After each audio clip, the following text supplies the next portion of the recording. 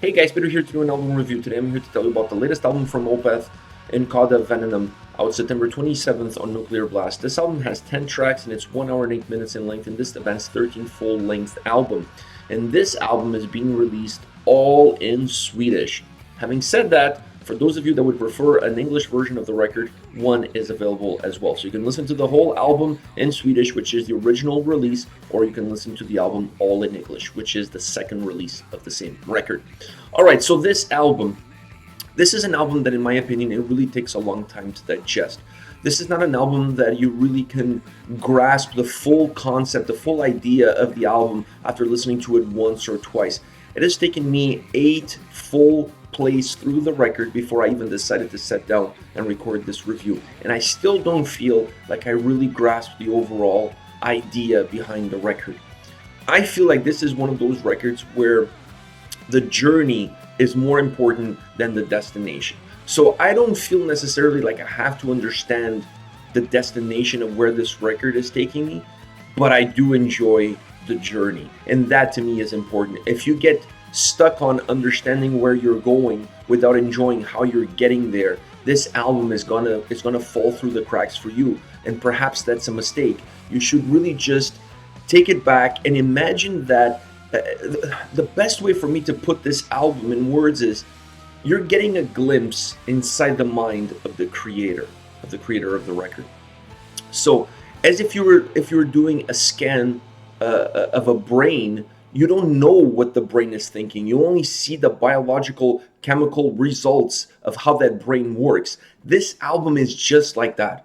Listening to it, you're seeing the chemical results of what a brain can do, but you don't understand exactly what the brain is doing on another level. You're just understanding the chemical results of it. You're understanding the biological results of it, but you don't understand all the semantics, all the nuances that go behind the scenes. That is the best way I have to describe the overall feel of this record. It really feels like it's one full piece. It feels like it's one full song. It's really hard to break this album into individual tracks, because the moment you start listening to it and you concentrate on the journey, not the destination, you absolutely get immersed by the record. You get lost in the record. The record feels as one, with each song being a piece. Think about a song and how the different structures a song has in terms of, verses, chorus, pre-choruses, bridges, solo, whatever the case might be. Then put that into a whole record format, and this is what you get. You get a record that really feels concise. It feels like it has volume, it has thickness. It's an album that really takes you somewhere, and it becomes all about the overall feel of the record, not necessarily the individual impact of each single song on the album. To me, that's how it played out. To me, that's how it felt, and that is what I absorbed from the record. I feel that I could be listening to this record 2 months from now, 3 months from now, and I'm still going to be discovering something new. I'm still going to be finding little nuances here and there that I didn't catch at the first 10, 15 times going through the record. It's just a record that has a lot to offer, and that it's very subjective to the listener, to your own personal experiences, to your own personal baggage that you bring into the listening experience. So all of these things are going to play a factor. This album for sure is not going to have anybody indifferent to it. Either you're going to love it or you're going to hate it. There's not going to be anybody that listens to this record and just feels kind of like, it's okay. I don't believe that. This record is very polarizing in the way it's created, in the way that it comes at you, and in the way that it sounds. It's an album that, in my opinion, is heavy without sounding heavy. This record, it's really emotionally heavy. It's emotionally draining, but it's not musically heavy. It's not one of those albums that you can say, wow, what a heavy guitar riff, or those harsh vocals really killed it. No, it's not about being heavy musically. It's about the atmosphere that the overall album gives to you when you listen to it, the emotion that it transports to you, that journey is heavy. You can be heavy without making an album heavy. They did that with this record. That is the perception that I had from it the moment I started listening to it, and then I just kind of like cemented that opinion with every single time that I played this record through, that it's a heavy album without sounding heavy. Overall, to me, this is a record that from a musical perspective is very diverse, and it's very it's very captivating. It really takes you on different places. It takes you on different journeys. Each song has a very specific characteristics, very specific structure, but then overall the whole album, it really feels concise.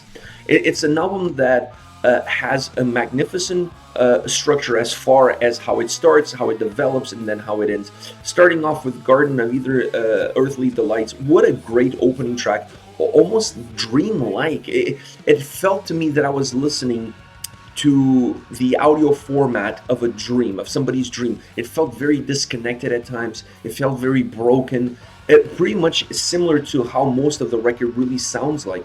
So I really like that intro track. It really sets the mood to what this whole album is going to be like. That opening track, not intro track, that opening track really sets the mood. It really creates an atmosphere for the whole overall record. And then finishing off with All Things Will Pass. One, that is a heavy song. It has heavy moments, at least it has heavy moments in it. And definitely the heavier song on the record.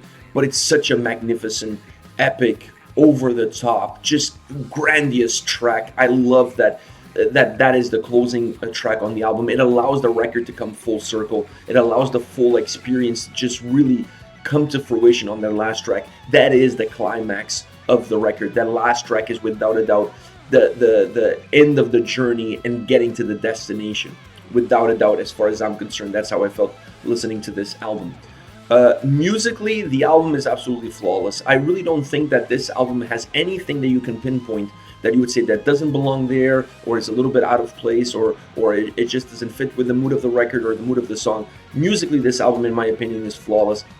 From the incredible solos, this album has some incredible and magnificent solos, to the keyboard melodies, transcending keyboard melodies, just they're all over the place as far as the content, but it's more important as far as the emotion that they carry within each single track.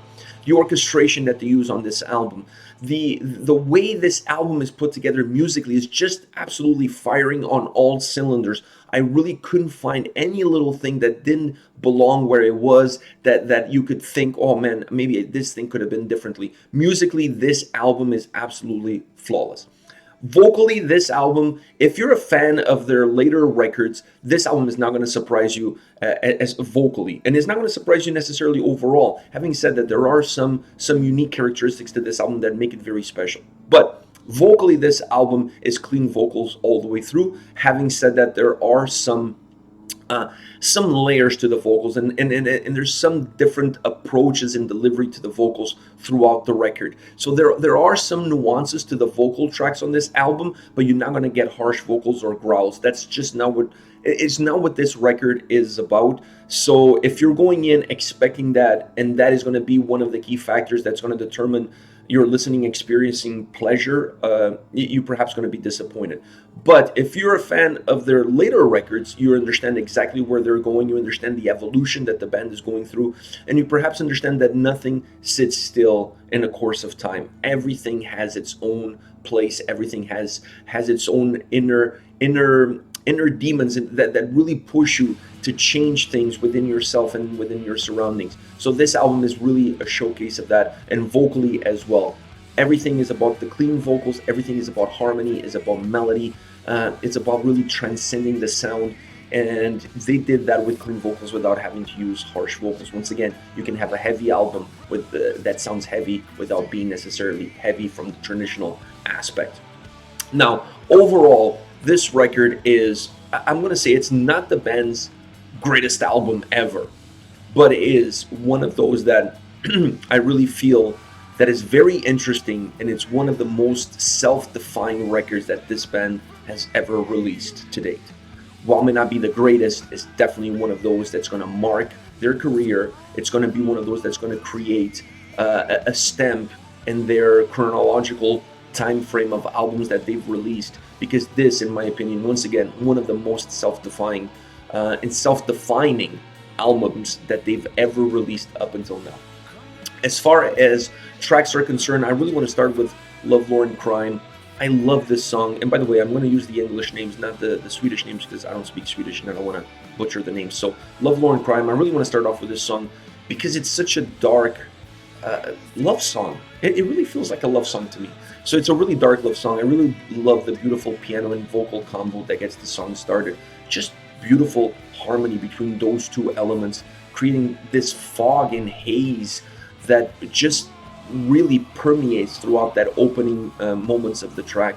I love the fact that they kept the piano melody and they sprinkled it in throughout the record. They really included it in there, not just sprinkle it in, they really kept it in there, and it just allows the song to really have that beautiful melody and continue to have that beautiful melody, and allows the song to just always feel like it's melodic, and in that melody it brings a lot of darkness to the forefront. And when you tie that with the vocals, you have that 1-2 combination that really works really well. A song that has some really stripped down moments and then has some more intense, for lack of a better word, more intense moments. It really alternates between the two. That alternation of momentums really allows the song to have a lot of fluidity to move forward, and gives the song a beautiful pace, a beautiful dark embracing pace to the track. It has one of the greatest solos on the record. I love the solo on this song, and one of the reasons I love the solo is because the solo includes pieces of the overall melody that the song has. It just enhances it. It almost like it stretches that melody. It pushes in different directions, almost like a black hole in space, sucking everything around it. That guitar solo kind of does that. It sucks the melody that the song has into it, and then it stretches it out. Beautiful solo. My favorite on the record. I absolutely love it. Next song, the Garroter acoustic guitar intro on this song. Almost a traditional Spanish sounding guitar intro on this song that then merges it into a piano. This track has a great orchestration behind it. It gives it almost a jazz vibe to this song. I really love that feel, that nuance that the song has by including these elements into it. Perfect harmony of music and vocals to create a song that has a very heavy, dark atmosphere to it without being heavy at all. This song is not heavy at all, but the atmosphere that the song really has in itself makes the track feel very heavy, very dark, very somber. The chorus on this song is pure bliss, pure melodic bliss as far as the chorus is concerned on this track. Last but not least, All Things Will Pass, the last song on the record, the closing track on the record. One of the heavier, if not the heaviest songs on the record. This one is not just heavy emotionally. This one is both emotionally heavy and sound-wise very heavy. I also like this track for a multitude of reasons, but I like the ever-changing, evolving progress that this track has. It really feels like it's dragging. It has a great texture to it.